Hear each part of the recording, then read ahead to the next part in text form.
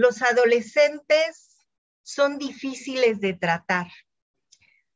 Los vemos muchas veces como personas impredecibles, incomprensibles, y nos desesperamos con ellos y con sus reacciones.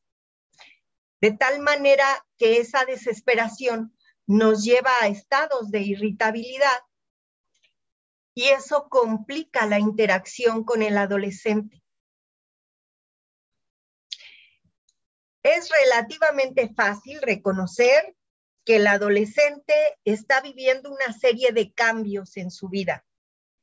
Por supuesto, cambios intensos que tienen que ver con estas modificaciones en su cuerpo, todo el crecimiento físico que tiene, pero también todo lo que le va ocurriendo internamente con las diferentes hormonas que van modificando su conducta, sus pensamientos, su percepción de la realidad, su estado emocional, y entonces se generan ciertos desasosiegos dentro del adolescente que nunca se había sentido así y de repente no entiende qué cosas le están pasando.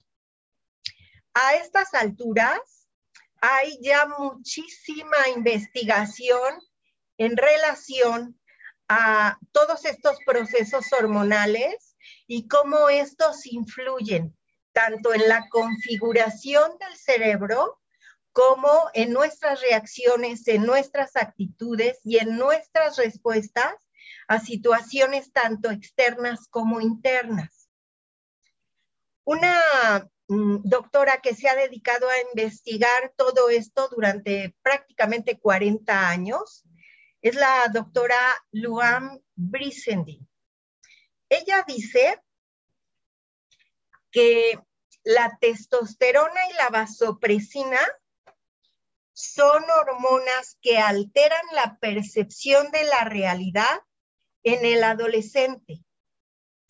Y el estrógeno y la oxitocina cambian el modo en que las chicas perciben la realidad. Van preparando el cerebro femenino para las relaciones y las conexiones emocionales, mientras que las hormonas masculinas propician conductas más definitorias y más territoriales en el varón. Pero no solo eso, sino que las descargas emocionales son de tal magnitud que ella lo mide o lo compara, digamos, con que la testosterona, si la testosterona fuera cerveza, entonces un niño de 9 años recibiría el equivalente a una copa diaria. Pero el adolescente a los 15 años sería como si estuviera recibiendo 8 litros de cerveza diarios. Entonces, vean ustedes que la proporción es enorme, lo cual empuja muchísimo estas actitudes en los muchachos de ir y de cuestionar y de no estar de acuerdo y de buscar más respuestas y de volver a preguntar y de generar mayores dudas. Claro, todo esto no es algo que ocurra nada más porque sí o porque el adolescente no tiene nada mejor que hacer que estar cuestionando y oponiéndose a lo que los padres o los maestros le dicen. Podríamos más bien preguntarnos cuál es el sentido que tiene este conflicto que vive el adolescente. Que por un lado tiene que ver, como les digo, con las hormonas, pero por otro lado, si nos concentramos únicamente en lo que es el conflicto psicológico, entonces podríamos preguntarnos, ¿para qué el adolescente atraviesa por este periodo de 4 o 5 años que lo hace vivir en este estado ambivalente, con muchas dudas, con muchos cuestionamientos, a veces pensando que va a ser la solución A y al minuto siguiente cambia la solución B y no se decide y vive en un estado de desasosiego, de inquietud constantemente. Pero si confiamos en la naturaleza, entonces podríamos preguntarnos, ¿cuál es el sentido de este conflicto? ¿Para qué se está preparando el adolescente?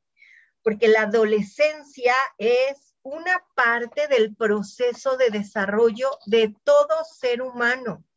No hay forma de brincarse la adolescencia. La adolescencia, el conflicto adolescente se va a dar así vivamos en una familia funcional o si vivimos en una familia disfuncional. No importa la cultura, no importa el nivel educativo, socioeconómico, no importan los factores externos. El conflicto adolescente se hace presente en toda persona porque es parte de nuestro proceso de desarrollo. Entonces, si nos preguntamos, ¿qué es un adolescente? Podríamos verlo como un ser que intenta un grado más alto de conciencia, una conciencia más personal, una conciencia que le pertenezca a él. Claro que para alcanzar esta conciencia, que sea independiente de los padres, confronta básicamente dos partes de su propia personalidad. La primera es esta parte de su personalidad que se ha venido formando, a la que podemos llamar conciencia individual, que se ha venido construyendo con todos los elementos y las partes que sus padres, en primer lugar, y luego la escuela y el entorno que le ha rodeado, ha tratado de transmitirles. Es decir, todo aquello que han tratado de enseñarle sus papás, su familia, sus maestros, los principios escolares, maestros de fútbol o de música o personas adultas que con las que haya compartido en grupos y que han tratado de transmitirle ciertas pautas de conducta y de comportamiento. Con todo eso, el niño ha venido construyendo una conciencia individual. Al construir esta conciencia individual, el niño tiene perfecta claridad de qué está bien y qué está mal, qué esperan sus padres de él y qué no quieren que haga. ¿Cuál es el comportamiento que sus maestros esperan que tenga en la escuela? ¿Y cuáles son las conductas que no esperan que se vean dentro de la escuela? Entonces, por un lado, tiene claridad de su conciencia individual. Pero, por otro lado, hay una parte de su personalidad que se ha venido construyendo paralelamente a esta conciencia individual. Esta parte de su personalidad permanece en el inconsciente y entonces va teniendo todas aquellas conductas, pensamientos que ha reprobado sus padres y sus maestros. Pongamos un ejemplo. Tenemos un adolescente de 14 años que vive con su mamá y con su hermana. Su papá falleció cuando él tenía 12 años. Y entonces su mamá, tratando de estar al pendiente de su hijo y de esta etapa tan difícil que tiene, trata de saber todo lo que tiene su hijo en su habitación. Y entonces, cuando él está en la escuela, ella entra a su habitación y revisa sus cajones para ver qué tiene o qué guarda, para saber si tiene que preocuparse o no. Yo me imagino que esta necesidad de entrar a la habitación de un hijo adolescente es muy grande para muchísimas mamás. Y junto a eso, muchísimos adolescentes empiezan a poner cajones con llave o cajas con candados o espacios donde guardan sus secretos y donde no quieren que nadie se meta. Esta mamá que entra y revisa la habitación, rompe uno de estos candados donde tenía el hijo guardado algunos objetos. Nada de qué preocuparse. Pero cuando el hijo llega de la escuela y encuentra abierto su cajón, entonces va a buscar a la madre, le viene gritando, la mamá cierra la puerta de su habitación con llave y el hijo empieza a patear la puerta hasta que prácticamente tuvieron que cambiar en esa casa 2 o 3 puertas de la habitación de la mamá. En esa situación llegaron a terapia. Pero podríamos preguntarnos, ¿acaso el muchacho no sabe que no debe patear las puertas y mucho menos romperlas? Pues claro que lo sabe, porque desde niño, desde muy pequeño le fueron enseñando que no tenía que patear, que no tenía que aventar, que no tenía que golpear, que no tenía que lesionar a ninguna persona y que tampoco tenía que romper elementos de la casa donde vive, ¿no? Claro que esa conducta está en la conciencia, pero al mismo tiempo entonces en el inconsciente queda grabada la conducta de dejar salir su enojo pateando la puerta, por ejemplo, o lanzando un objeto o un golpe. Esa parte queda en el inconsciente. Y cuando se enoja en esa magnitud, entonces pierde el control sobre su conciencia y aparece esta conducta desde lo inconsciente, desde lo que Jung denominó la sombra. Si hablamos de la sombra, como el nombre lo dice, estaríamos hablando de algo que está en lo oscuro, en lo oculto, alejado de mi percepción habitual y de mi conocimiento. Y si relacionamos el conocimiento con la luz, entonces, digamos que la conciencia personal está iluminada, mientras que la sombra personal subyace en lo inconsciente, en este espacio oscuro. Más o menos de esta forma se va construyendo la conciencia y la sombra. Digamos, los niños saben, mis papás quieren que yo sea responsable y haga la tarea. Llega ese niño que ha venido sacando más o menos buenas calificaciones y pasando de curso en curso de manera adecuada, llega a la adolescencia y es bastante común encontrar que en el primero o segundo de secundaria los muchachos empiezan a tener una baja en la escolaridad y entonces empiezan a tener tareas que no entregan, trabajos que no hacen o cosas que olvidan.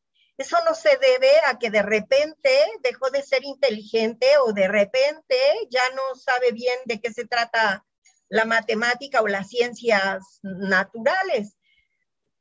Lo que sucede es que deja de interesarle un poco cumplir con estas circunstancias y se empieza a mover este comportamiento desde la sombra y empieza a permitirse ser irresponsable y no entregar la tarea.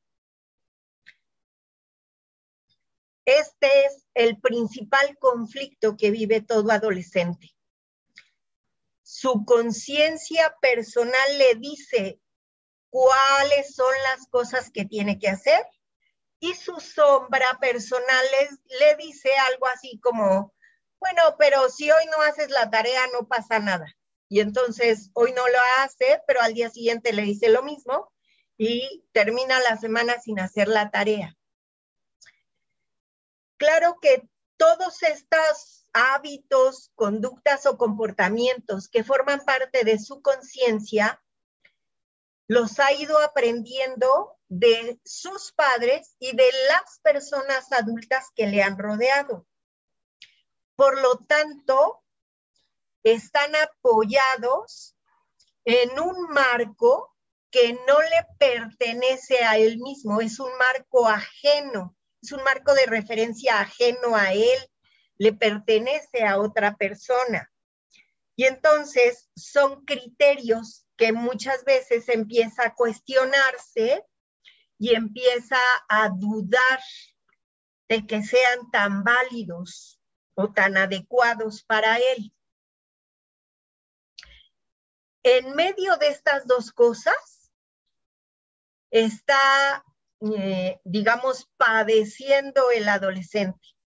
Porque por un lado, cuando no se comporta de la manera que sus padres esperan o que los maestros esperan y se brinca las reglas, entonces aparece la culpa.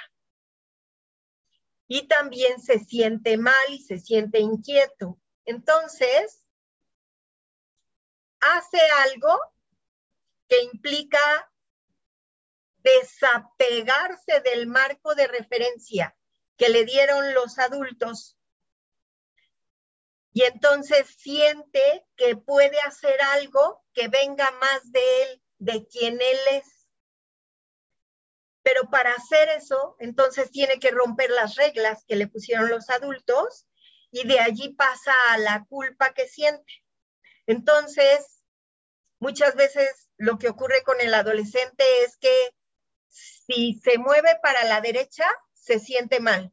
Y si se mueve para la izquierda, se siente mal. Y si se queda quieto, se siente mal. Es decir, vive el conflicto, se mueva para donde se mueva. Y podríamos pensar que, o definir el conflicto como cualquier circunstancia en donde tenemos dos posiciones opuestas que además piensan que para resolver la diferencia, un polo quiere acabar con el otro. Y entonces la parte responsable quiere liberarse y quiere mantenerse dentro de la responsabilidad y liberarse de esta voz que le dice no hagas la tarea. Y entonces quiere acabar con esa voz, que desaparezca esa voz.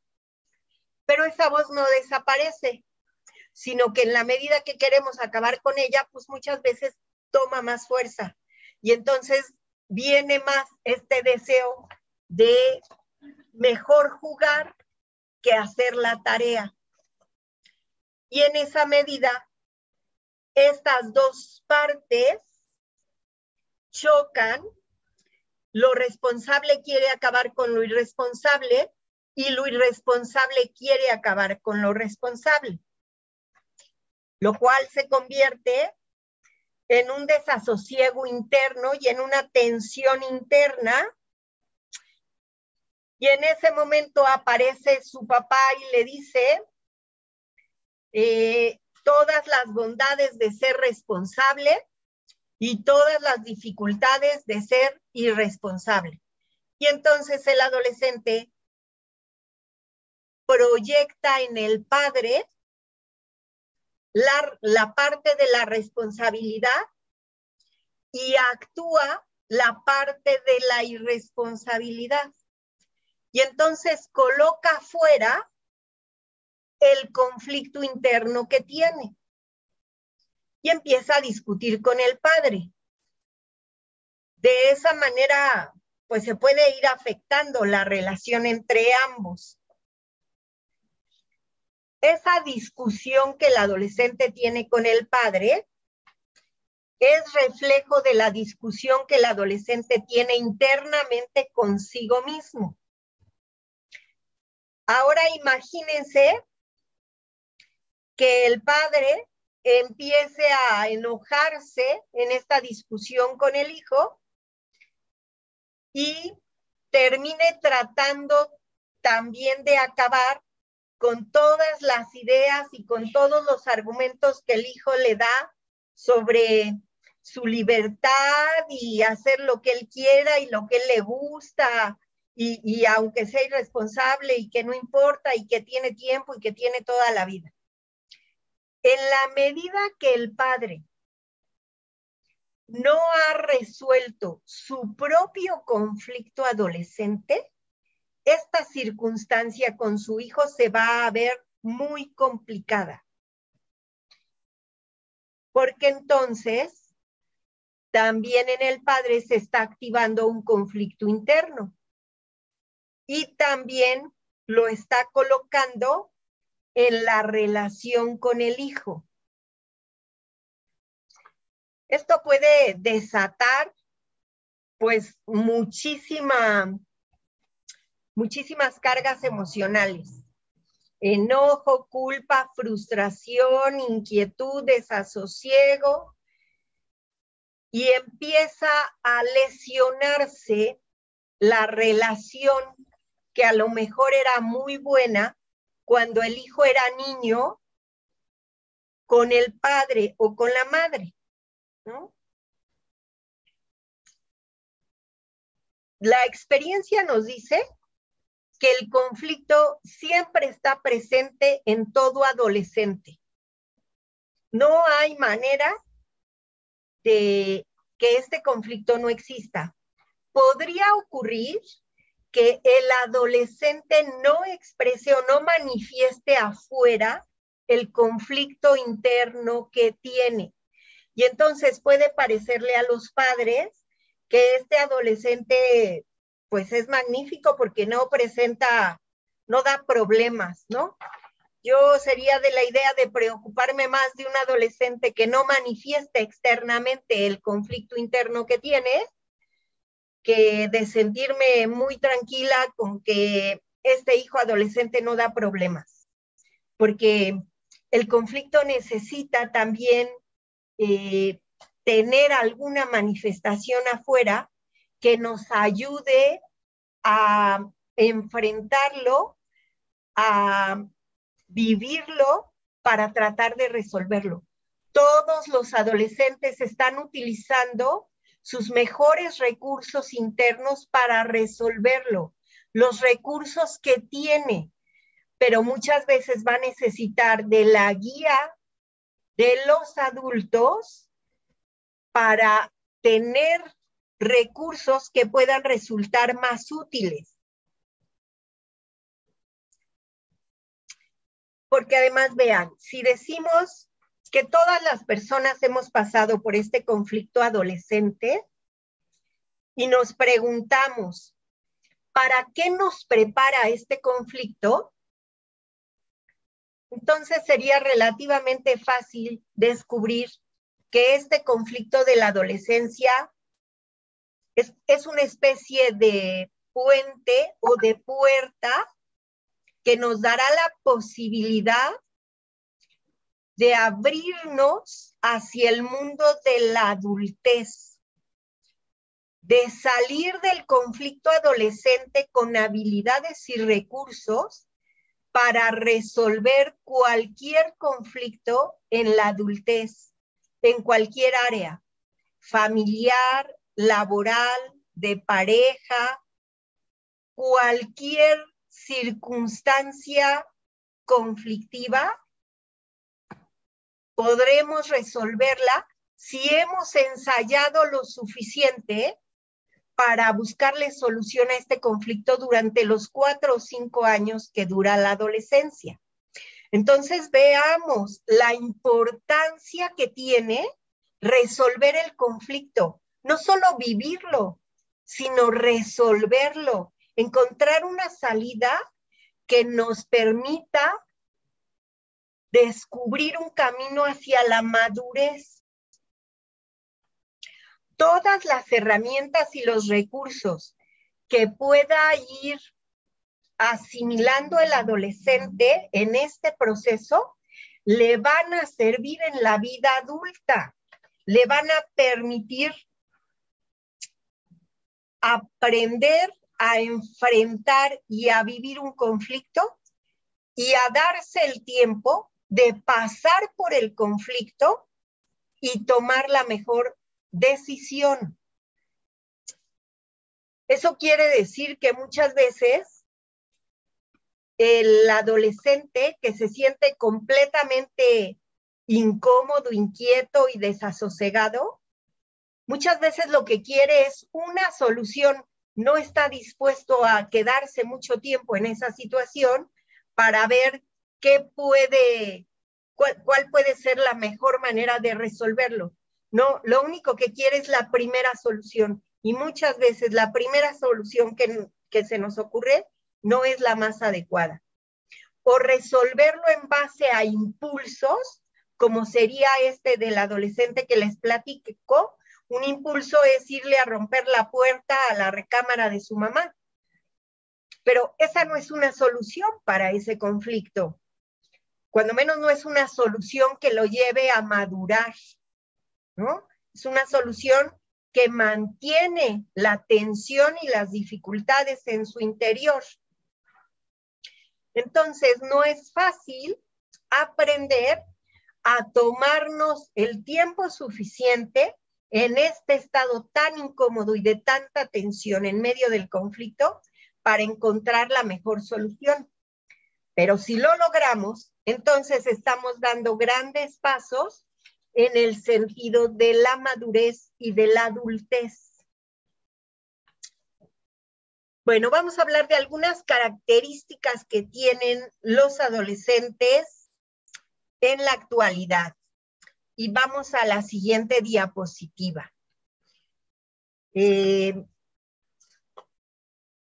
Los doctores Jesús Amaya y Evelyn Prado han hecho esta lista de características refiriéndose a adolescentes de este milenio, ¿no? De los que ya cuentan con todas las tecnologías que cuando nosotros fuimos adolescentes pues no teníamos, ¿verdad? Y entonces, algunas de estas características son que los adolescentes se sienten víctimas y creen que los demás son culpables de sus fracasos. Y yo creo que a lo largo de la pandemia esto es algo que hemos escuchado mucho, cuando menos yo lo he oído muchísimo. Muchachos adolescentes que dicen, ¿por qué a nosotros nos tenía que tocar la pandemia? ¿Por qué no podemos vivir como vivieron otras generaciones, ¿no? No encuentran su identidad y un sentido de vida significativo. Pareciera que esta tarea de encontrar su identidad y darle un sentido significativo a la vida no es algo a lo que le dediquen mucho tiempo. En la actualidad los adolescentes no saben cuándo es suficiente y siempre quieren más y más y más y más de lo que sea, pero siempre quieren más. Nada les alcanza. Si les pides que se esfuercen, que trabajen o que hagan un sacrificio para conseguir algo, les parece verdaderamente terrible. No están muy dispuestos a hacer ni sacrificios ni grandes esfuerzos.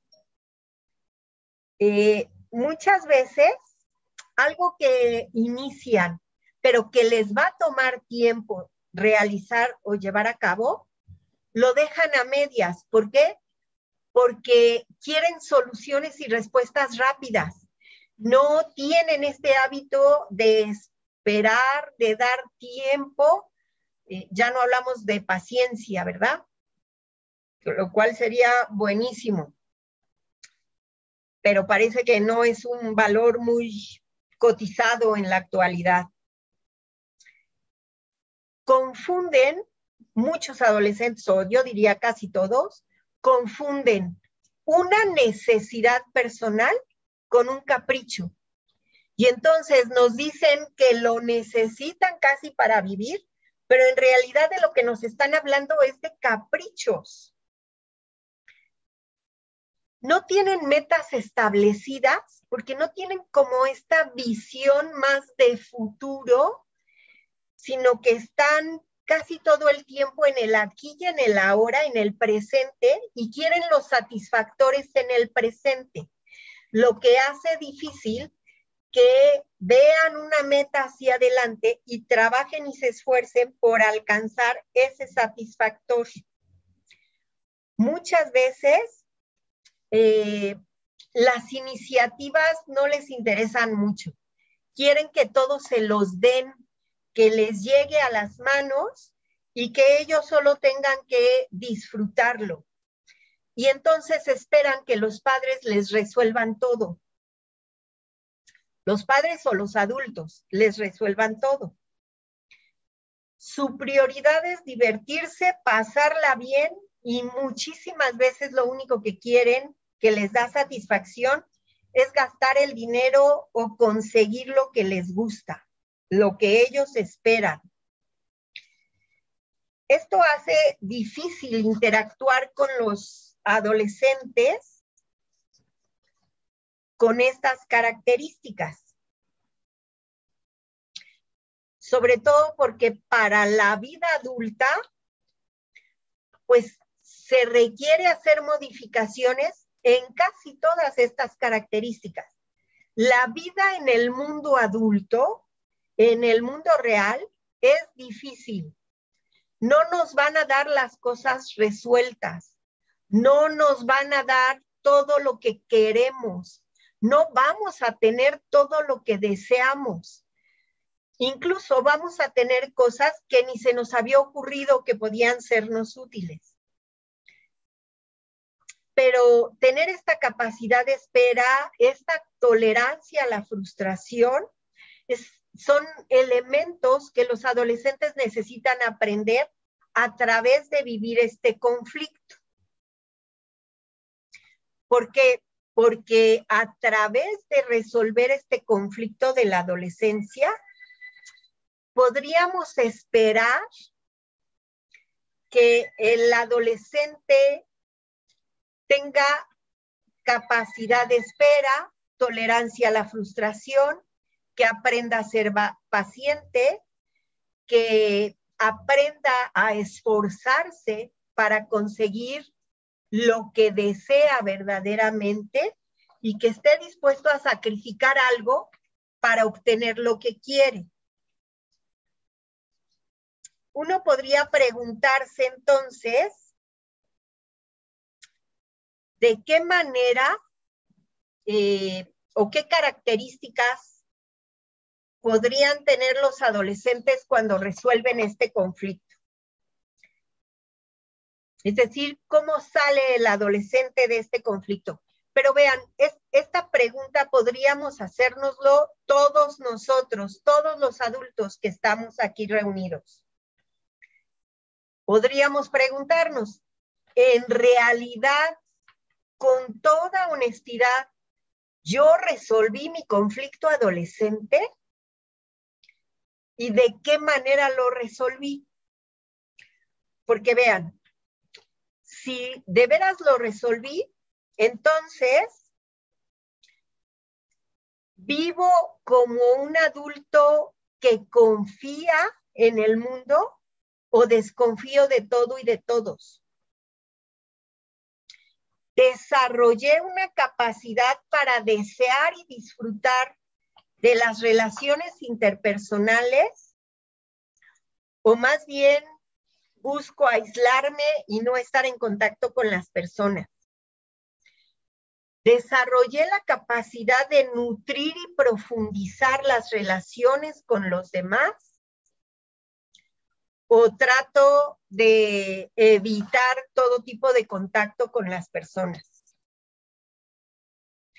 ¿Reconozco en los demás, sobre todo en personas que piensan diferente a mí, reconozco su valor, aunque sea diferente a mí, lo respeto o trato de pasar por encima de lo que piensa el otro y de convencerlo de que lo que yo pienso siempre será mejor que lo que él opina?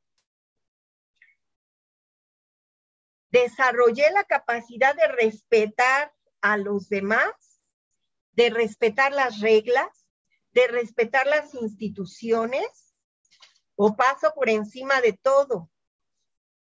Desarrollé la capacidad de ser responsable, de poder comprometerme y de esforzarme para cumplir el compromiso, o trato de salir lo más rápido posible sin dedicarle mucho tiempo a mis actividades o a mis responsabilidades.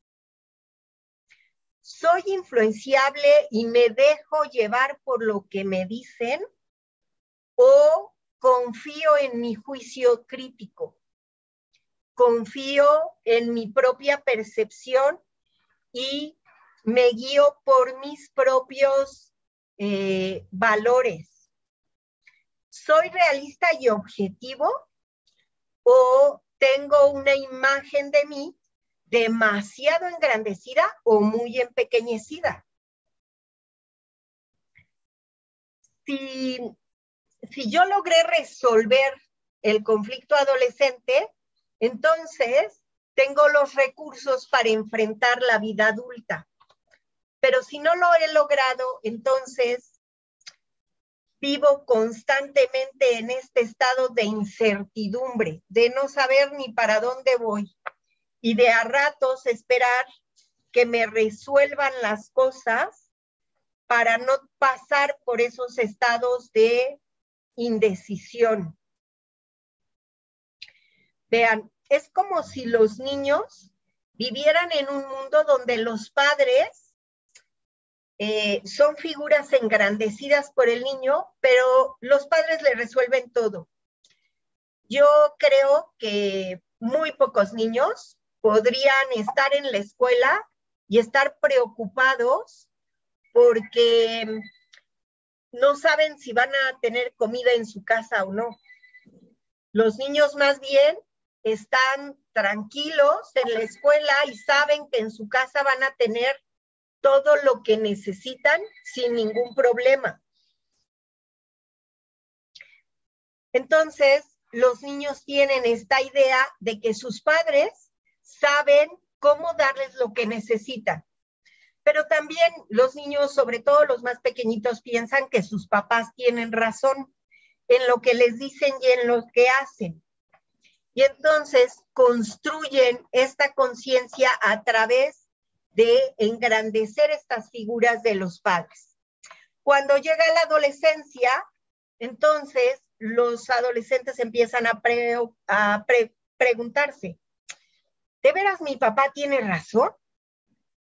¿De veras esa es lo real?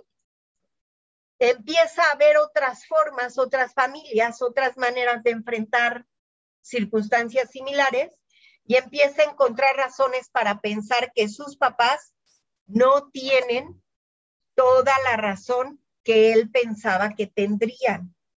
Y entonces se empieza a cuestionar, ¿de veras mi papá me da lo mejor? ¿De veras mis papás me están dando lo mejor que pueden? ¿O solo una parte y está mejor lo que le dan en su casa a mi amigo? De esa manera empiezan a cuestionar las reglas y las normas. Y si el adolescente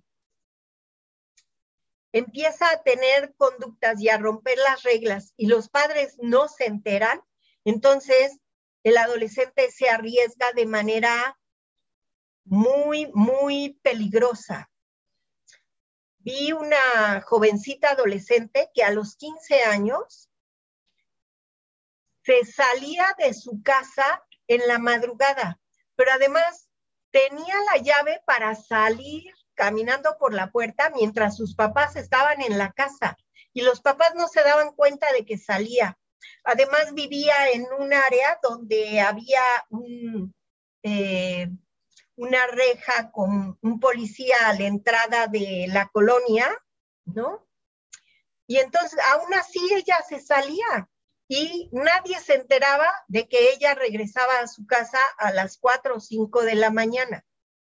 Los papás estaban tranquilamente dormidos. Entonces uno podría preguntarse, bueno, ¿qué señales no está viendo el adulto que son importantes que perciba para poder cuidar a esta niña, a esta chica, ¿no? Bueno, probablemente estos papás no tienen resuelto el conflicto adolescente y entonces no han desarrollado un contacto suficiente con su sombra como para darse cuenta de las señales que la hija les está dejando. Cuando los padres tratan de ser buenos papás y de estar atentos a darles lo mejor a los hijos y piensan que con eso es suficiente, están un poco perdidos porque con esa buena voluntad que tienen no es suficiente. Necesitan conocer el mundo y necesitan considerar que el adolescente les va a tratar de tomar el pelo, el adolescente va a tratar de brincarse las reglas, el adolescente va a cuestionar todo lo que ha tratado de enseñarle a lo largo de su vida y va a tratar de hacer lo que quiere y lo que le gusta, más allá de lo que los padres le han enseñado. Muchos papás piensan que si ya le dije las reglas, se las dije una vez y las tiene claras porque si las entendió, pues ya con eso es suficiente. Pero se necesita mucho más que solo decírselos una vez. Esto nos lleva a preguntarnos, ¿qué les ocurre a los padres cuando los hijos actúan, digamos, esta parte de su sombra? Unos papás que no han resuelto este conflicto entre su conciencia y su sombra, no ven venir la sombra del hijo hasta que el hijo ya está metido en un grave problema. Y entonces ya tienen que ir a resolver algo más difícil o el hijo ya se puso en riesgo, ¿no? Entonces, es importante que los padres tengan conciencia de que resolvieron su conflicto adolescente y que conocen en una medida tanto su sombra como las señales de la sombra de sus hijos. Porque todos los muchachos van a buscar señales en el mundo que les ayuden a tomar decisiones en medio de estos conflictos.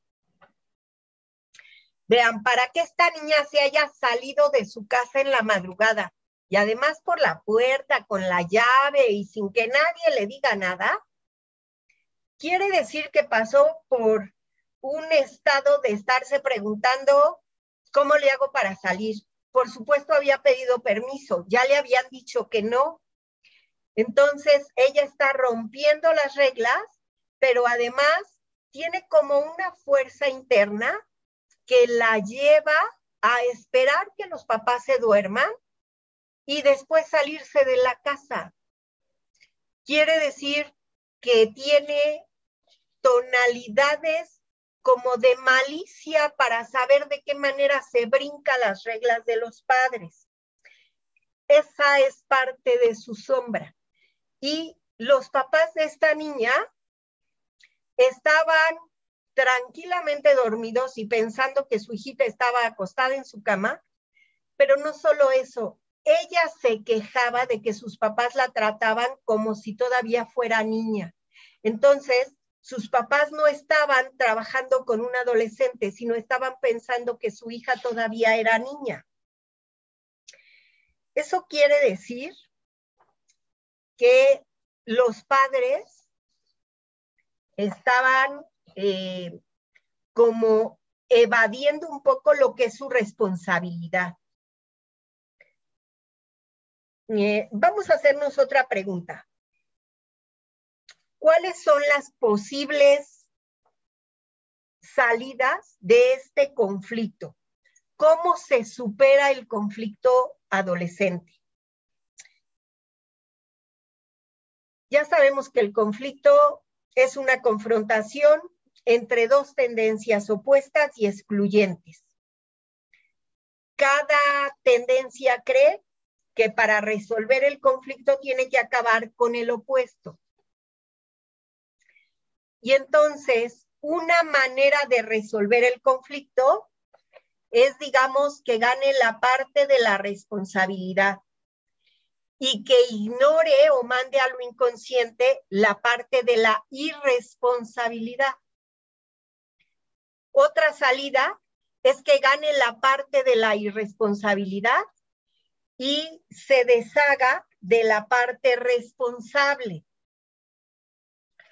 Otra salida es que a veces gane la responsabilidad y a veces gane la irresponsabilidad, pero como que la persona no toma las decisiones, sino que es arrastrada por la fuerza de un lado o por la fuerza del lado opuesto. La cuarta forma de resolver el conflicto sería que el yo pudiera tener una postura más neutral, ni de un lado ni del otro, sino que se pudiera colocar en medio y pudiera observar las dos posturas y pudiera ver las características de cada una de estas posturas, las ventajas y las desventajas de cada una de estas posturas, las consecuencias que tiene una, las consecuencias que tiene la otra, y de qué manera cada una de estas figuras está dándole opciones en este momento de su vida y en esta situación. Esa sería una salida que pudiera generar mayores recursos para la adultez. ¿Por qué? Porque no está siendo arrastrado por una posición ni por la opuesta. Podríamos pensar que si una persona, un adolescente, elige identificarse con lo que sus papás le dijeron y quedarse con todos los valores y con todo lo que le enseñaron los padres y sus maestros, de alguna manera se está identificando con la conciencia infantil. Y entonces está aceptando vivir como los demás le digan que viva. Está aceptando seguir todas las reglas sin cuestionarlas nunca. Está aceptando que puede ser un eterno niño y que va a esperar siempre que todo le llegue desde las personas que representan la autoridad. Otra forma de resolver el conflicto sería identificarse con la sombra, con el opuesto. Y entonces se convierte en alguien en un hijo o en un adulto que cuestiona todo, que cuestiona la sabiduría o los conocimientos o las posiciones de todas las personas que le rodean, que cuestiona la verdad o las reglas o las estructuras, la autoridad, se trate de quien se trate. Y todo lo va a estar cuestionando siempre. Tratará de brincarse las reglas recurriendo a recursos que sean como el engaño, la mentira, la burla, y de esa manera se puede convertir esta conducta en un patrón para el resto de la vida.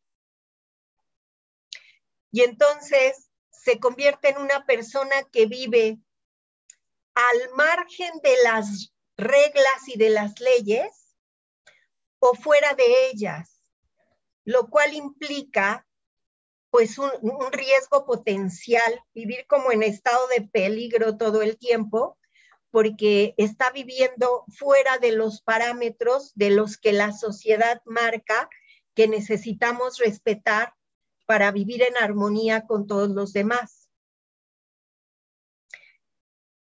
Claro que eso acerca a muchos adolescentes al consumo de las drogas, a la agresividad, a la falta de constancia, a andar perdidos brincando de un camino a otro camino sin encontrar el propio, a la rigidez del pensamiento y muchas veces a fracasos educativos. Y por supuesto, pues nos deja o deja a estas personas siempre insatisfechas con lo que tienen y con lo que hay, siempre cuestionando e incrementando esa posición de oposición constante y muchas veces alcanzan los niveles de la criminalidad.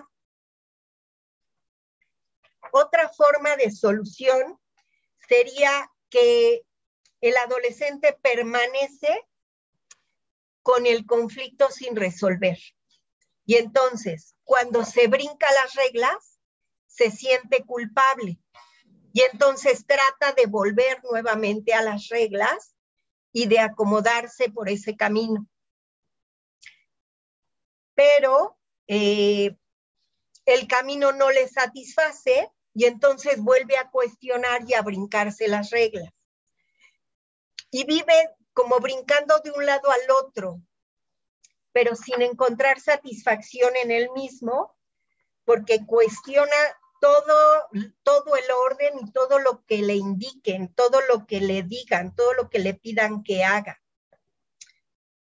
Estas personas suelen entender muy bien a los adolescentes y entonces son bien recibidos en los grupos de adolescentes porque comprenden este estado en el que nada les gusta y nada los contenta. Hace un tiempo platicaba yo con un papá de un adolescente y el muchacho tiene 15 años, él trata de complacerlo con algunas cosas, ahora que está terminando la secundaria, y entonces lo invita a comer a un restaurante que sabe que le gusta, ¿no? Pero, y pide algo que le gusta comer. Pero entonces el adolescente se enoja porque le acaban de poner brackets en sus dientes y entonces no puede comer las cosas que le gustan. Y entonces se enoja con el padre porque dice, oye, pero si sabes que ahorita no puedo comer, ¿por qué me invitas, no? Y entonces el padre se siente muy frustrado porque trata de darle algo al hijo y el hijo de todas maneras se enoja y de todas maneras no lo recibe. Todo lo que hace el papá al hijo le parece mal y no logran encontrar un punto de comunicación que sea útil. Un cuarto camino sería que el yo se libere de esta identificación infantil, pero que tampoco quede atrapado en la identificación con la sombra, sino que asuma una posición en la que pueda tener una visión más neutral, que pueda ver lo que hay de un lado y lo que hay del otro, y que según las circunstancias pudiera elegir. Esto significaría que logramos tener una visión más completa del mundo y que con esa percepción somos más capaces de hacer una reflexión y tomar una decisión que es resultado de un trabajo de discernimiento y no es el efecto de un impulso. Eso sería algo que nos daría mejor posibilidad de llegar a la adultez. Ahora, ¿qué podemos hacer los padres y los adultos para ayudar a los hijos a que logren este cuarto camino, que sería la mejor salida del conflicto? Bueno, si me ayudan con la siguiente diapositiva, podríamos hablar de 4 características de los padres. Podríamos hacer como una clasificación según las características de los padres, cómo se comportan con los hijos.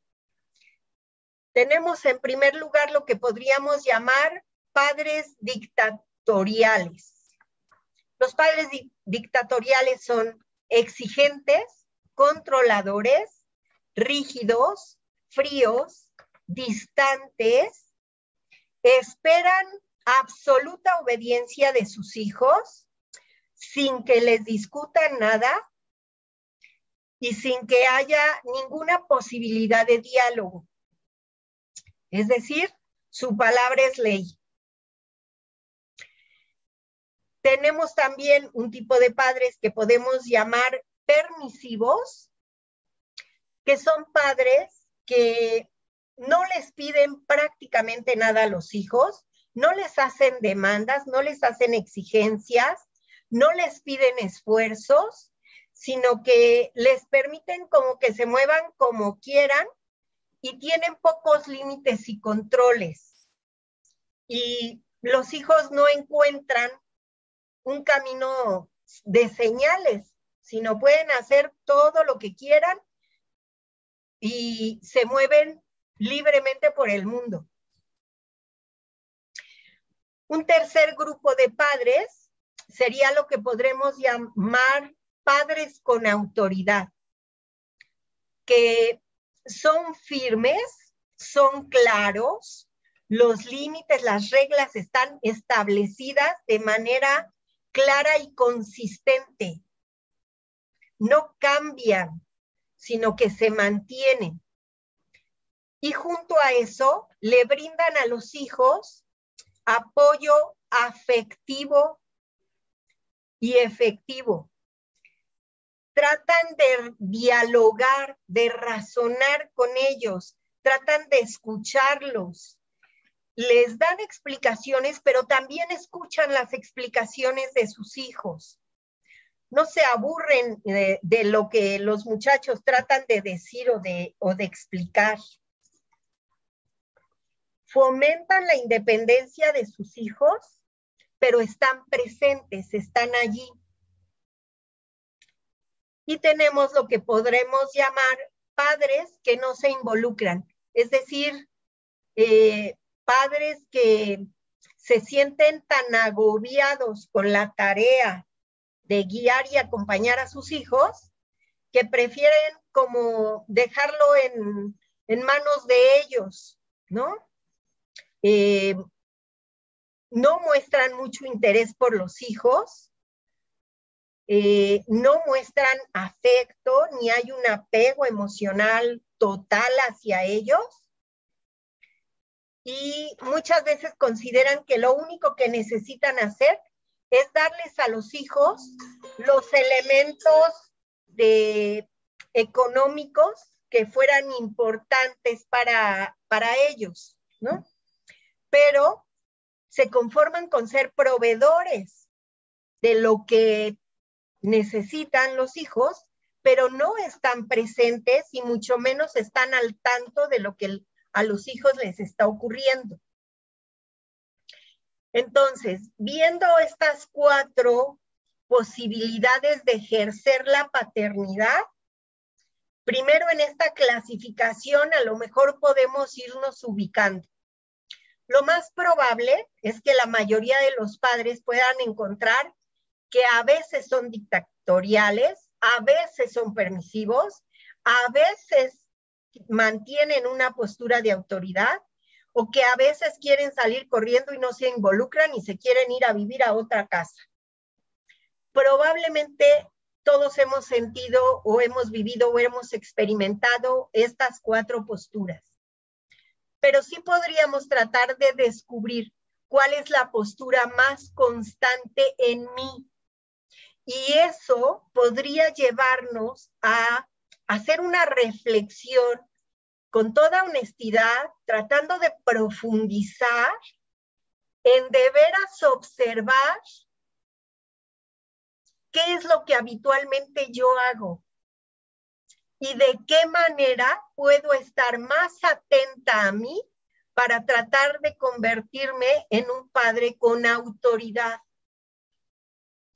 Un padre que esté allí presente, un padre que los límites no se muevan, que sean firmes, pero que dé posibilidades de diálogo y que haya una posibilidad de afecto con los hijos. Vean, trabajé en terapia con una mamá y un hijo adolescente. El chavo tenía 16 años y el que pidió la terapia con su mamá fue él, porque él quería encontrar la manera de mantener un diálogo con su mamá. Sus padres estaban divorciados, el padre vive en otro país y entonces él no tenía mucho contacto con él y se daba cuenta que tenía muchísimos conflictos con la madre. Entonces él pidió la posibilidad de la terapia para buscar un espacio más neutral donde ellos pudieran dialogar, donde él pudiera decirle las cosas que quiere, que siente, que le pasa, hablarle de sus preocupaciones, de sus dudas, de sus incertidumbres, y donde pudiera escuchar lo que ella piensa porque no la entiende. Y entonces quiere saber qué piensa ella y qué ve ella.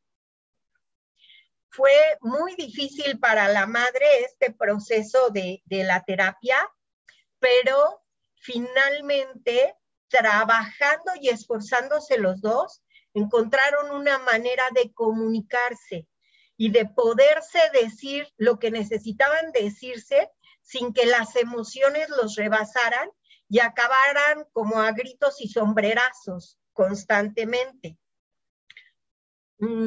Esta puede ser un recurso. La terapia siempre es un recurso y muchas veces, yo he tenido varias veces en diferentes momentos, digamos, he atendido al papá y a una hija o un hijo, o a la mamá y una hija y un hijo. Y un espacio neutral es la terapia. ¿Por qué? Porque es un espacio donde hay una tercera persona que no está de parte de nadie.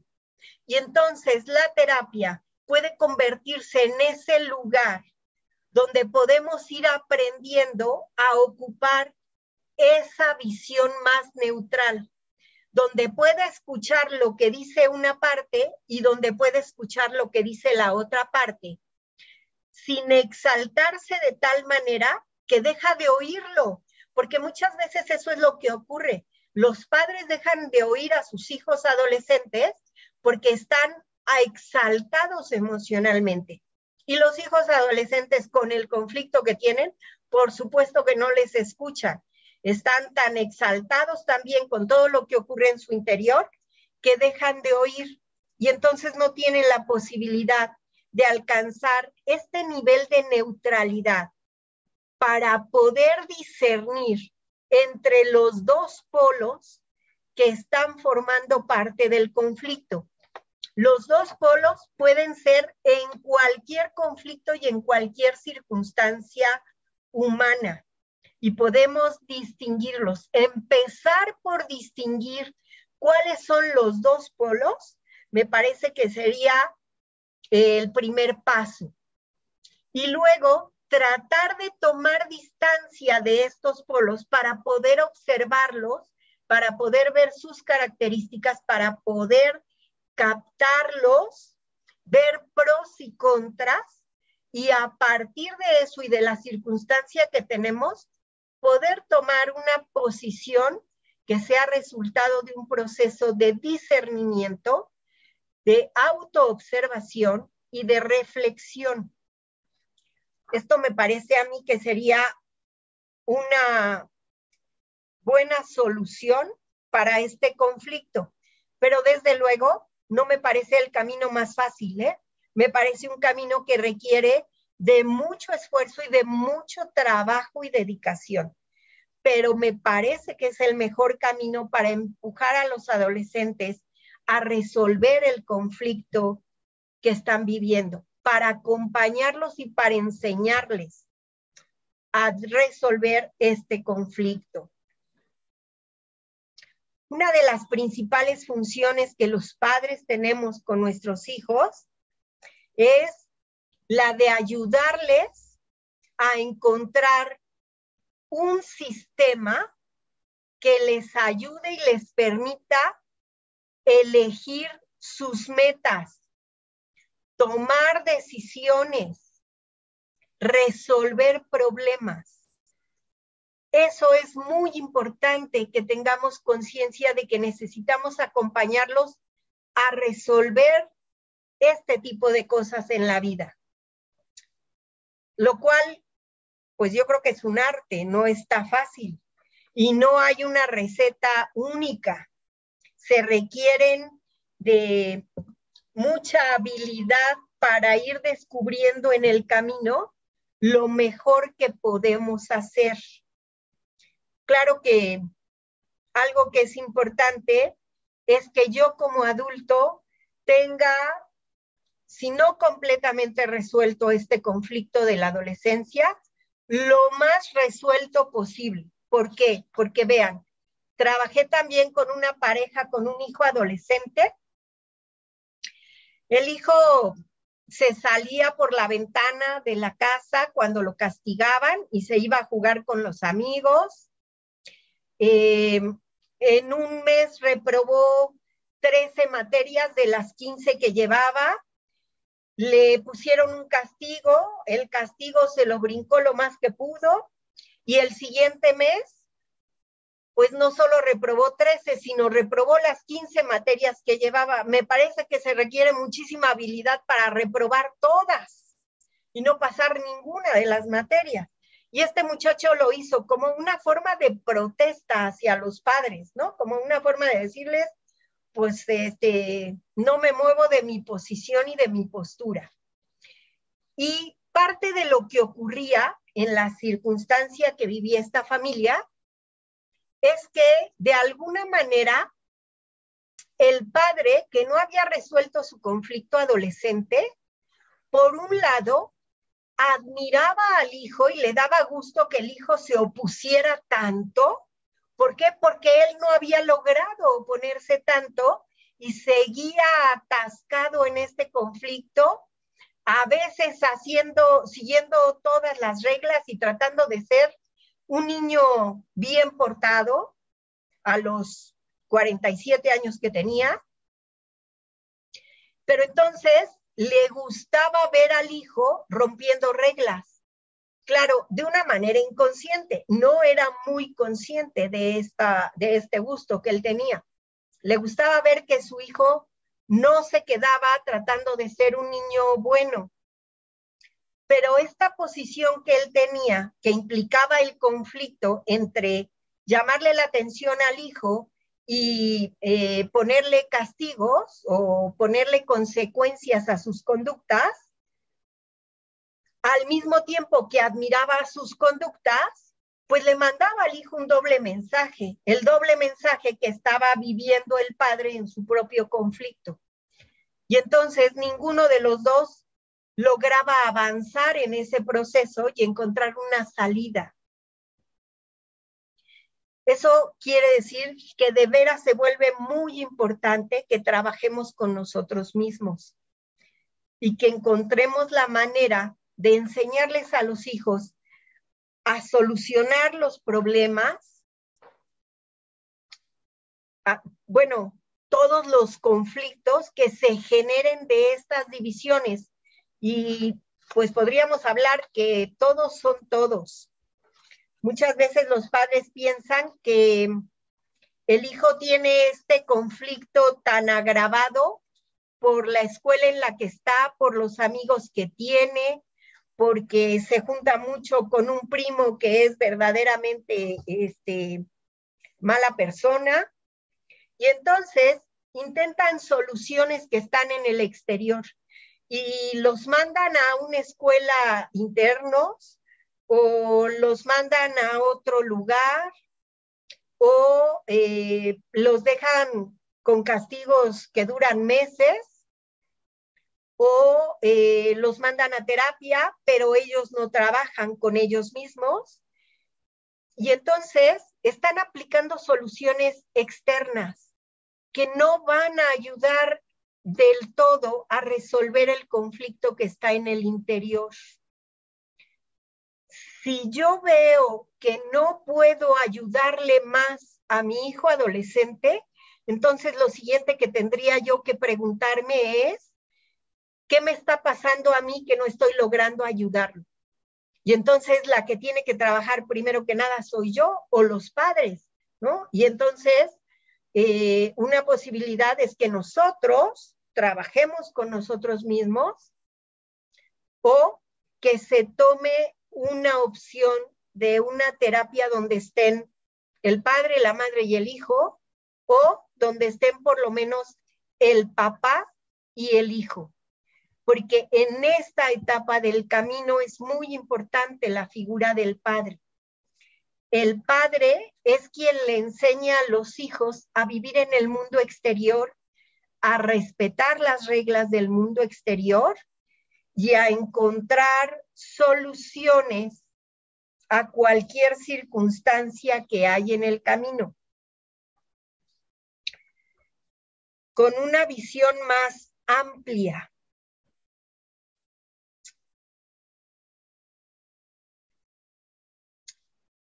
En este sentido, si me ayudan con la siguiente diapositiva, Jung sugiere que con los hijos hay que aplicar lo que él llamó una educación personal. Una educación personal significa una educación de tú a tú, de uno a uno, de una persona a otra persona. Es decir, el padre necesita primero que nada pensar que necesita crear un espacio de diálogo con el hijo, que necesita escucharlo, que necesita conocer sus pensamientos, sus dudas, sus sentimientos, sus inquietudes, sus ideales, sus necesidades. Y para eso, lo primero que necesita hacer es asumir una posición de neutralidad. Es decir, necesita colocarse con cierta apertura para escuchar todo lo que el hijo va a decir, que serán cosas con las que esté de acuerdo y otras con las que no esté de acuerdo. Unas le gustarán y otras no le van a gustar. Unas le van a parecer adecuadas y otras le van a parecer aberrantes. Pero antes de ponerse a discutir con el hijo sobre todo eso, necesita mantener esta postura de neutralidad y de escucha, de verdaderamente escucharlo, con una actitud que le transmita al hijo que lo quiere, que lo escucha y que puede no estar de acuerdo con él, pero quiere saber qué piensa y entonces no se niega a oírlo. Está allí para acompañarlo. Eso significa educación personal.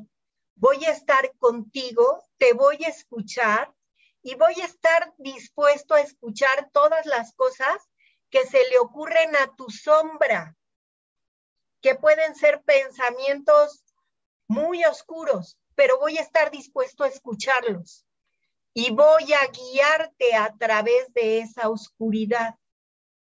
Esa sería una posición en la que el padre necesita trabajar, porque no se logra fácilmente. Digamos que el padre va a tener que hacer un esfuerzo por no responder lo primero que se le venga a la cabeza o por no reaccionar con el primer impulso que tenga cuando empiece a oír lo que el hijo o la hija le está diciendo.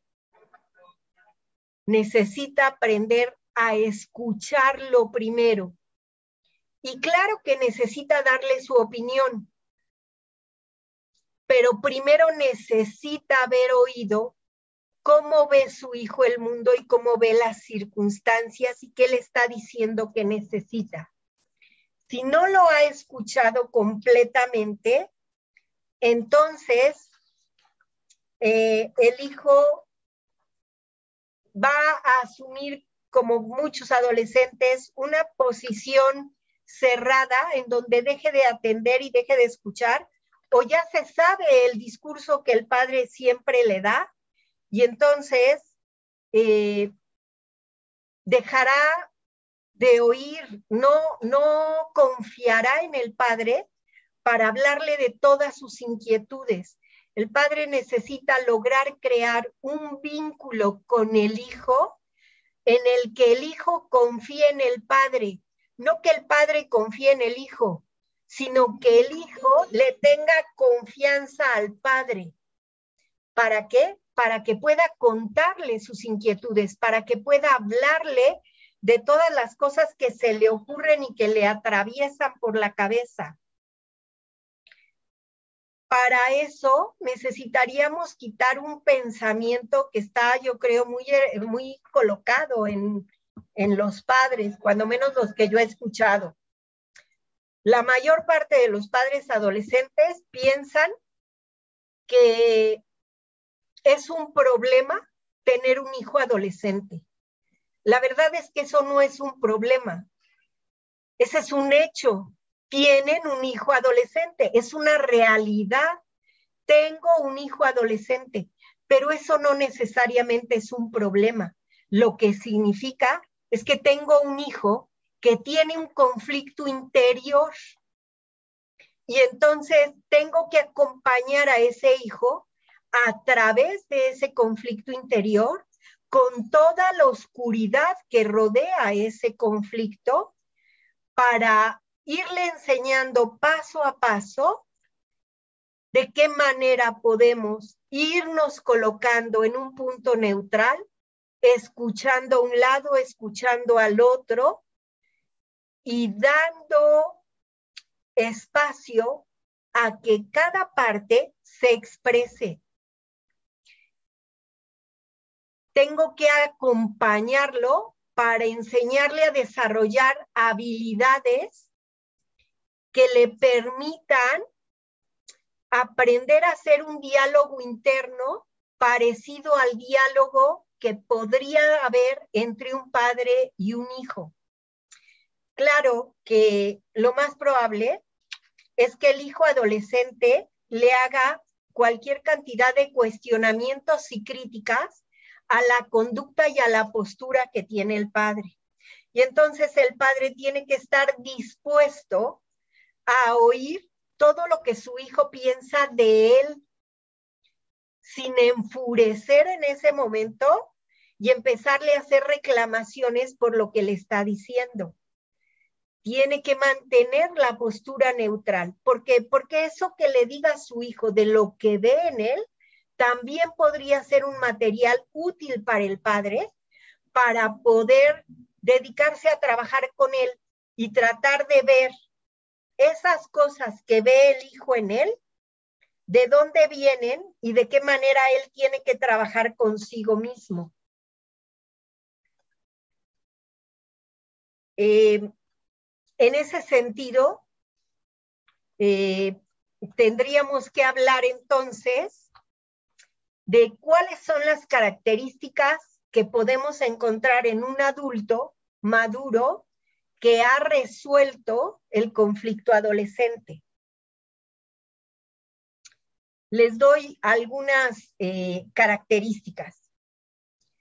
Una persona madura mantiene un compromiso a largo plazo, tiene habilidad para retrasar la gratificación, sabe posponer sus satisfacciones de sus propias necesidades, puede esperar, considera las necesidades del otro, no solo las propias, sino puede reconocer las necesidades que existen en la otra persona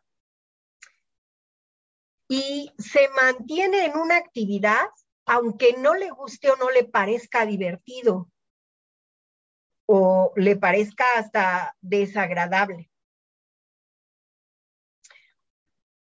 También podríamos decir que una persona madura toma decisiones basadas en una ética personal y no en sus impulsos y sus emociones. Toma en cuenta sus principios y no los impulsos que siente de furia, de enojo, o de miedo, o de angustia, o de ansiedad, de lo que sea. No cree que lo sabe todo y que lo conoce todo y que tiene todas las respuestas, sino que tiene la posibilidad de ser humilde y expresar gratitud por todo lo que recibe en el entorno, aún por las cosas desagradables, porque las situaciones difíciles y los obstáculos nos están ayudando a madurar y a ser mejores personas. Entonces también podríamos agradecer los obstáculos que hay en nuestra vida. Busca la sabiduría que proporciona un punto de vista neutral, sin apasionarse por un lado o por el otro. Escucha los pros y los contras, lo negativo y lo positivo, lo conveniente y lo inconveniente. Hace un proceso de discernimiento de todo esto antes de tomar acción o antes de transmitir alguna posición o antes de emitir una opinión. Si pensamos que queremos para nuestros hijos, yo creo que sería más útil pensar que queremos hijos que maduren y que sean capaces de trabajar para y por el mundo y que puedan construir y desarrollar el mundo, que puedan aportarle al mundo.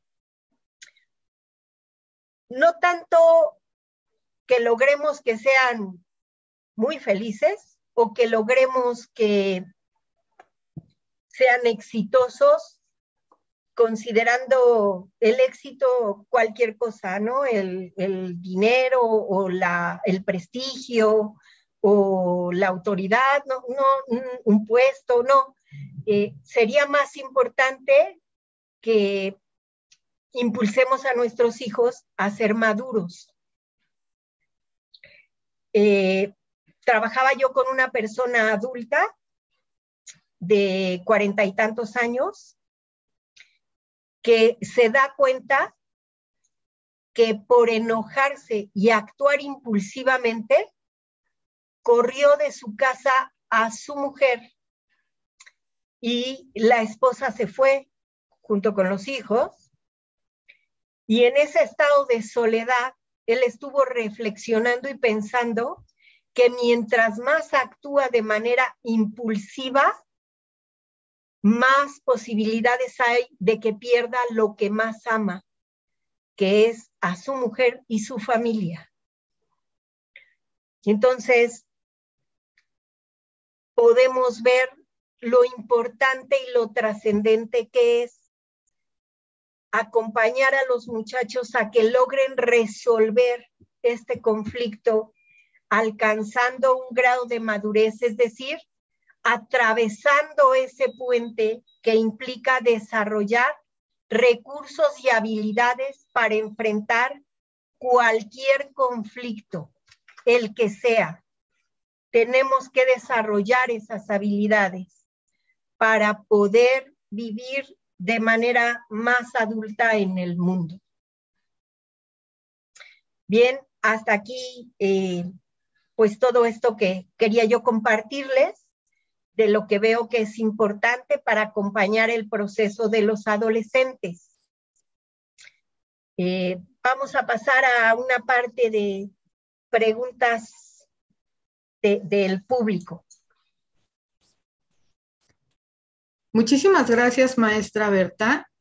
Un tema realmente interesante. Tenemos muchos comentarios, muchas dudas. Primero que nada, pues hay muchos comentarios de felicitaciones, muchos comentarios de agradecimiento por el tema, de cómo lo abordó, de cómo lo explicó. Entonces sí quiero hacer extensiva esta felicitación de todos nuestros participantes. Y también, pues, algunas dudas, algunas preguntas, porque ha estado el chat muy movido, realmente. He hecho como un resumen de las preguntas para no reiterar. Hay una inquietud un poquito general con respecto a los adolescentes que crecen en hogares con padres separados o con el abandono de alguno de los dos, padre o madre, o bien que ambos padres tienen que salir a trabajar y se quedan los hijos en casa o en la escuela todo el día. Entonces, en varios momentos existe esa preocupación, ¿no? Esa condición que viven los adolescentes de que ambos padres tienen que trabajar o bien padres separados. Mira, yo creo que cuando se trata de circunstancias donde los padres están separados y divorciados, sería muy importante que los padres, si decidieron divorciarse, logren hacer no solo un divorcio legal, sino que logren hacer un divorcio emocional. ¿Esto qué quiere decir? Que no quede en medio de ellos ninguna carga emocional de resentimiento o de enojo de uno con otro. Porque si eso queda en medio, los que van a pagar los platos rotos son los hijos. Porque ellos van a seguir expresando y manifestando el conflicto que tienen entre ellos dos, teniendo a los hijos en medio y utilizándolos. Si logran hacer este divorcio emocional, y si no pueden solos, yo sugiero la terapia, aun cuando ya estén divorciados y separados. Sobre todo ahora que legalmente se puede llevar a cabo un divorcio tan rápidamente, no tienen tiempo las personas de hacer el divorcio emocional. Y entonces se necesita un espacio con una persona neutral para que ellos puedan romper todos los vínculos que les quedan, que están atorados y atrapados en el enojo, en las quejas, en el resentimiento o en lo que sea que haya quedado entre ellos. Se necesita romper por completo. ¿Para qué? Para que los dos puedan estar de manera neutral ejerciendo su papel de padre y madre. De otra manera, el papá va a poner una regla y si ella está muy enojada con él, ella se va a liar a los hijos y va a romper la regla. Y eso no le ayuda al hijo adolescente.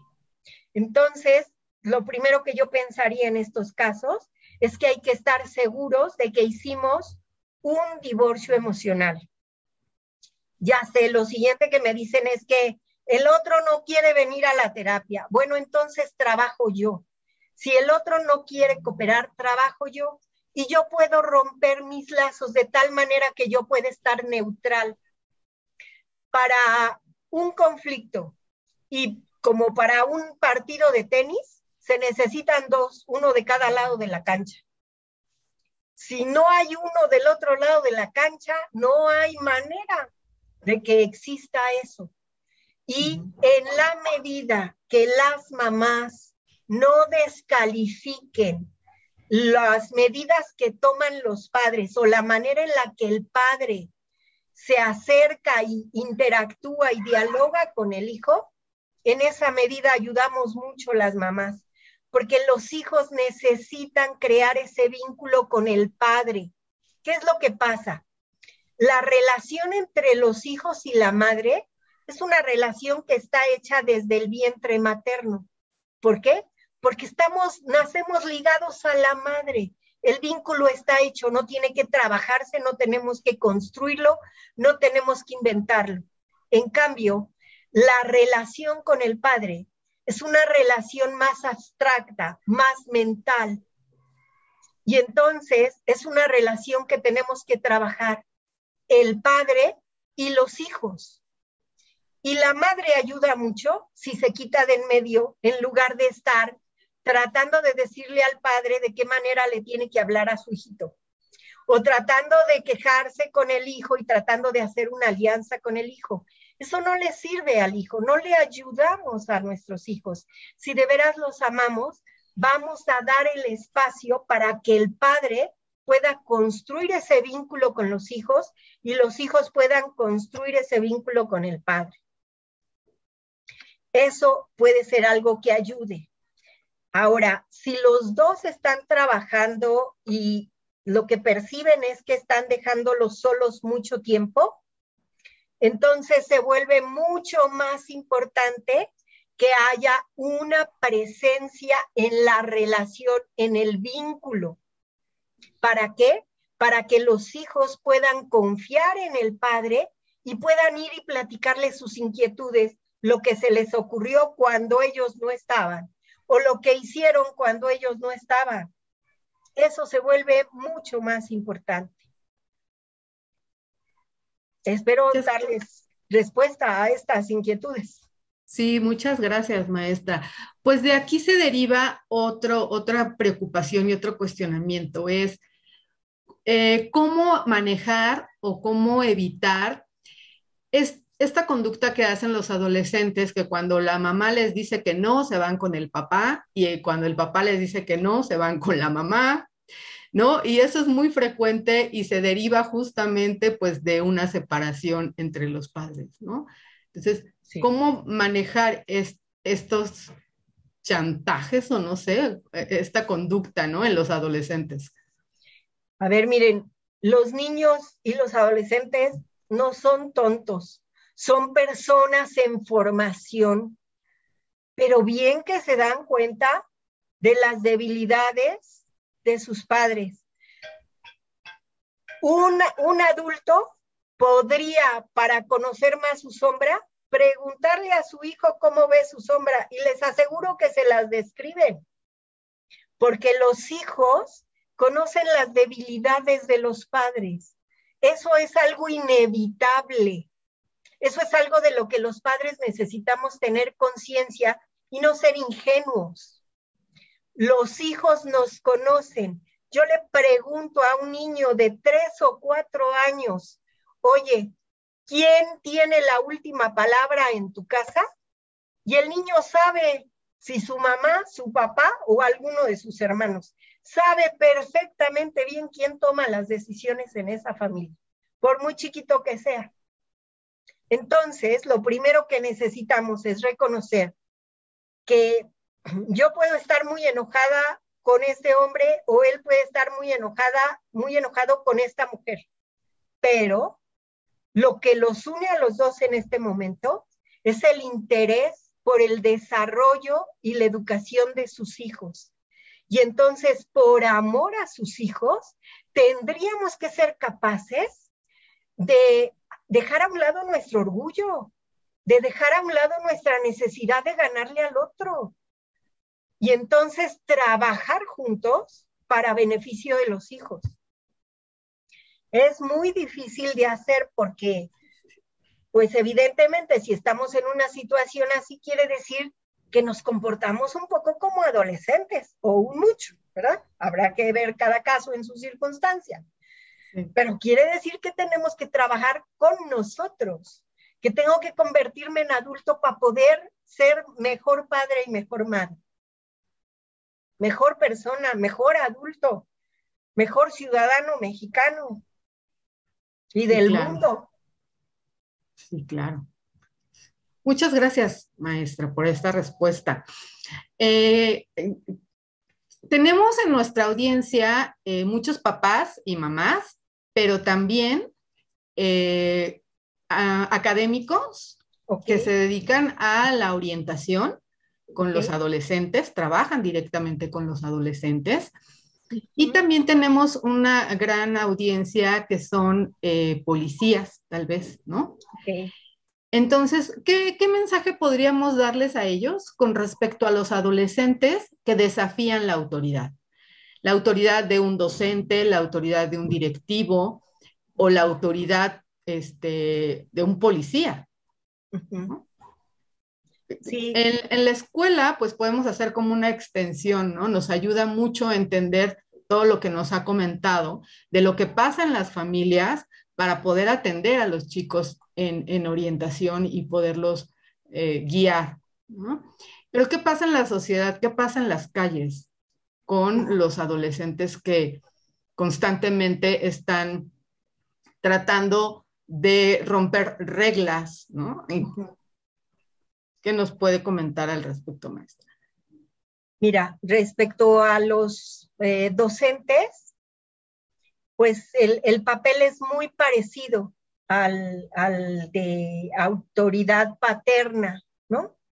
En realidad, muchos jóvenes adolescentes a veces pasan más tiempo y le confían más a un maestro que a su papá, ¿no? Entonces, yo creo que desde allí los maestros podemos hacer mucho por los muchachos.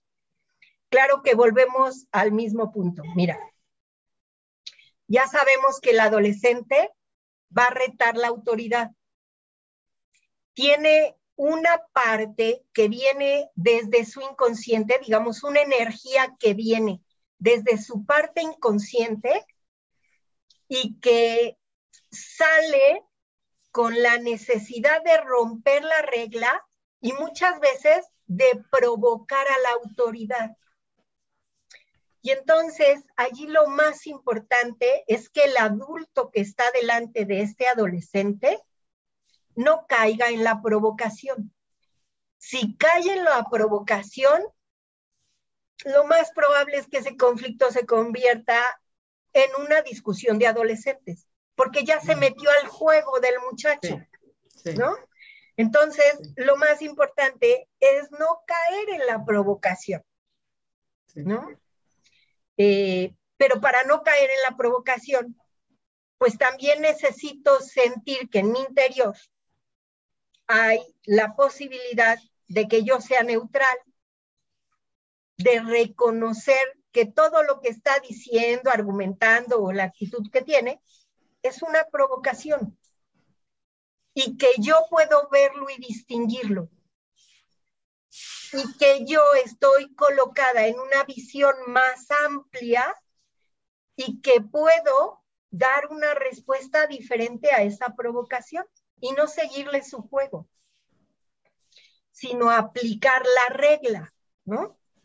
Y bueno, pues yo entiendo que no te gusta, que la estás pasando mal, que no te agrada esto, pero bueno, te pasaste el alto y te voy a poner una multa. Y así funciona. Tú te pasas el alto, yo te pongo la multa. No hay más para dónde moverse, ¿no? Aplicamos la regla y aplicamos la consecuencia de la regla, o de brincarse la regla más bien, ¿no? Tratando, esto de ser neutral significa que no quedo atrapada en ningún estado emocional. Porque además, mira, los adolescentes son muy sensibles a captar todos los tonos emocionales de los adultos. Y cuando perciben una tonalidad emocional de desconfianza o de dudas o de desesperación o de enojo o de lo que sea que nos pase, entonces van a mantener y a retar más a la autoridad y a la figura. Y eso va a hacer que el conflicto se coloque afuera, no solo adentro del adolescente. Y entonces lo primero que tengo que entender es que si estoy frente a un adolescente, estoy frente a una persona que está padeciendo un conflicto interior fuerte, intenso, con muchas dudas, ambiguo, que a veces se mueve para la derecha y a veces se mueve para la izquierda y muchas veces no sabe para dónde va, ¿no? Y entonces, desde esa posición neutral de comprensión, es como puedo ayudarle, es como puedo escucharlo, es como puedo acompañarlo. Pero es importante que sepa que yo puedo entenderlo y escucharlo, pero que la regla es la regla y que eso va a tener consecuencias. ¿No? Tenemos todavía 3 preguntas más. Y hablando de reglas, justamente, o de consecuencias, también ha sido un tema recurrente en los comentarios. ¿Cómo saber cuáles serían las reglas, perdón, las consecuencias o las sanciones que se le pueden colocar a los adolescentes? Porque eso es algo también, una preocupación que se mantuvo durante todo la conferencia, ¿no? Hablar de sanciones o consecuencias. Mira, yo creo que esto es importante, que las sanciones o las consecuencias sean claras, concretas y lo más pegadas a que se brincó la regla. Entonces, sanciones del estilo de 5 meses sin tu celular, pues suena bastante absurdo. ¿Por qué? Porque el primer fin de semana que salga con sus amigos, los primeros que van a querer que se lleve el celular son los papás. Entonces, no van a aguantar los papás esa sanción, ¿me entiendes? Se necesita discernir qué es importante para él perder, porque yo he escuchado adolescentes que de veras dicen, no, mis papás piensan que si me quitan el celular, pues ya me castigan bastante. Pues la verdad es que no se han enterado que en mi computadora tengo mi WhatsApp y puedo platicar con mis amigos, ¿no? Y entonces, pues, ¿de qué sirve el castigo? No sirve de nada, ¿no? Tenemos que conocer a los muchachos, tenemos que saber con toda claridad y exactitud qué sí les duele y qué no les duele, qué sí les puede y qué no les puede. Y no podemos hacer reglas generalizadas para todos, porque cada situación y cada circunstancia es diferente, es personal, es educación personal. Y entonces, una sanción que sirve para un hijo no sirve para otro. Y necesitamos conocerlos primero que nada, saber muy bien quiénes son, qué les gusta y qué no les gusta. Porque si tienes un hijo extrovertido y lo castigas no saliendo de la casa, pues sí es castigo para el extrovertido, ¿no? Aunque seguramente encontrará la manera de platicar con alguien, ¿eh? Porque sí, claro que lo hacen, ¿no? Sí. Pero si tienes un hijo introvertido y lo castigas no saliendo de la casa, pues eso fue premio para el introvertido. Ni lo sufre ni lo padece. Entonces, sí, hay que pensar en cada chico, en cada chica, en qué necesitan, en qué sí puede ayudarles a que reflexionen, porque lo importante de las sanciones es llevar a los muchachos a un estado de reflexión y acompañarlos a ver qué fue lo que pasó, qué fue lo que hicieron, qué efecto tiene, qué consecuencias a largo plazo tiene eso, ¿no? Porque si no logramos llevarlos a eso, los castigos solo son momentáneos. Es como cuando les enseñamos a mecanizar las operaciones, pero no entienden de dónde salen y entonces no hay un desarrollo de lógica matemática. Claro. ¿No? Sí. Y esto aplica también a las escuelas, ¿no, maestra?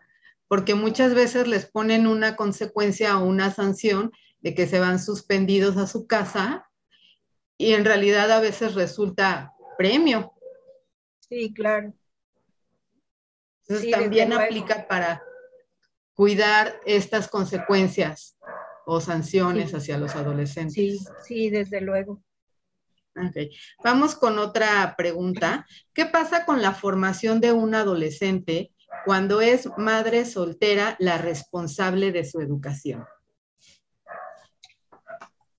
Pues mira, allí yo lo que he visto en mi experiencia es que se vuelve importante que los chicos encuentren una figura paterna, masculina, porque llega un momento en el proceso formativo en el que necesitan la visión de un hombre, de una figura masculina, porque ya no les es suficiente con la visión de la figura materna, de la figura de la madre.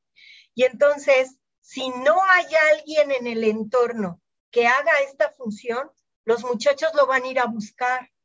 Y es mejor que lo busquen en un maestro, en un tío, en un abuelo, a que lo vayan a buscar a la calle, en una gente que no tiene oficio ni beneficio en la calle, porque lo van a ir a buscar. Entonces, es mejor que sea alguien que la madre conozca y en quien confíe, ¿no?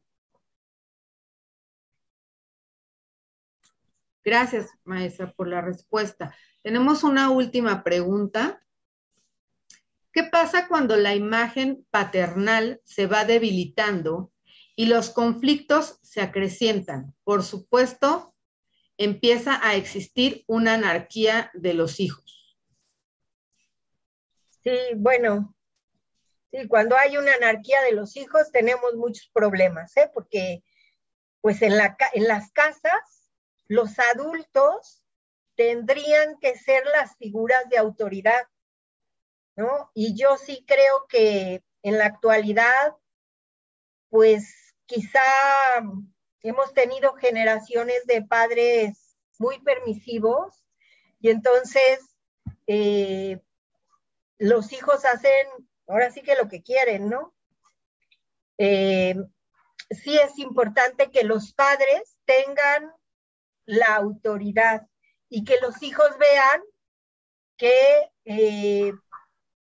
el padre está ahí y va a estar, haga lo que haga y diga lo que diga y se porte como se porte. Ese es quizá uno de los retos más fuertes porque muchas de las conductas del adolescente son para probar que tú te vas a ir o vas a desaparecer o no te vas a quedar porque no tienes el valor de quedarte conmigo. Entonces el padre tiene que estar allí, pase lo que pase y se trate de lo que se trate. y demostrarle al hijo que va a estar allí ejerciendo su papel de autoridad. Eso es importante.